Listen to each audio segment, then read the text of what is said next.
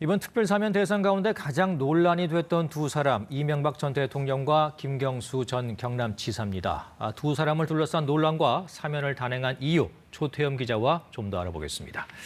자, 조태현 기자. 네. 윤석열 대통령은 일단 사면의 취지가 국민 통합이라고 했는데 이 네. 야권 반발은 굉장히 심합니다. 예, 이명박 전 대통령은 보수 원로고 또 윤 대통령 본인이 지휘한 수사로 기소가 그렇죠. 됐었죠. 예. 그리고 김경수 전 지사 같은 경우는 민주당의 중량급 정치인이고요. 양 진영 이런 상징적인 인사의 사면으로 갈등은 이제 그만 덮고 이 국력을 모아나가자 이런 취지로 좀 해석이 됩니다.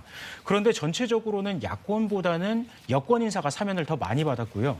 여기에 대해서 야당이 반발하고 있어서 이 국민 통합이라는 당초 취지가 제대로 실현될지는 좀 미지수입니다. 그리고 이번에 국정농단 사범 등이 대거 사면에 포함됐는데 네. 일부에서는 사면이라는 재량권을 남용한 게 아니냐 이런 지적도 나옵니다. 네. 이명박 전 대통령 같은 경우에는 이제 횡령과 뇌물 등의 혐의였는데 네. 사과도 없었고 또 미납한 그 벌금이 82억인데 또 이걸 면하게 됐습니다. 여기에 대해서도 좀 논란이 있어요. 예, 정부의 설명을 좀 들어보면 정부는 이 전직 대통령이라는 특수한 신분 그리고 과거의 전례 등을 고려했다고 합니다. 일반적으로 벌금은 사면을 해주지 않는데 문재인 정부 때 박근혜 전 대통령을 사면하면서 벌금 150억 원을 면제해줬거든요. 이 전례를 따랐다는 겁니다. 또 이 전 대통령이 뇌물로 받은 89억 원보다 지금까지 낸 벌금 추징금이 106억 원 정도로 더 크다는 점도 고려를 했다고 합니다. 예.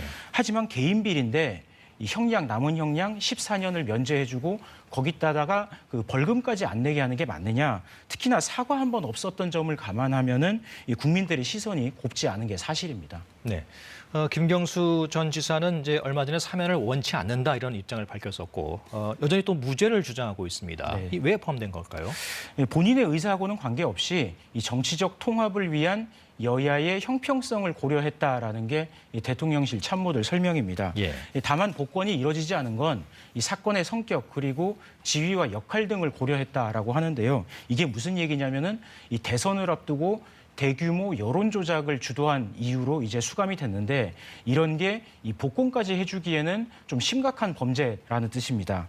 또 반대 여론도 좀 여러 가지 고려를 했을 것 같은데 그런데도 아직도 무죄를 주장하는 김 전 지사를 이 사면해 주는 게 맞느냐 이런 여론이 역시나 있는 게 사실입니다. 네. 이번 사면이 향후 전국에는 좀 어떤 영향을 미치게 될까요?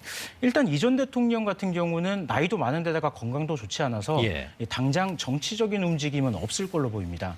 다만 보수 원로로서 어떤 대국민 메시지 같은 거는 나올 가능성이 있고요. 예. 주목되는 거는 김경수 전 지사인데요. 예. 복권이 되지 않아서 선거에는 나설 수 없지만 이른바 친문계의 구심점 역할을 할 수도 있지 않겠느냐 이런 전망이 좀 조심스럽게 나옵니다. 이재명 민주당 대표가 지금 이른바 사법 리스크를 안고 있는 시점에서 향후 전국의 변수가 될 수도 있습니다. 한동안은 좀 활동 방향을 모색할 거라는 게 민주당 안팎의 전망입니다. 네. 자, 조태현 기자 잘 들었습니다.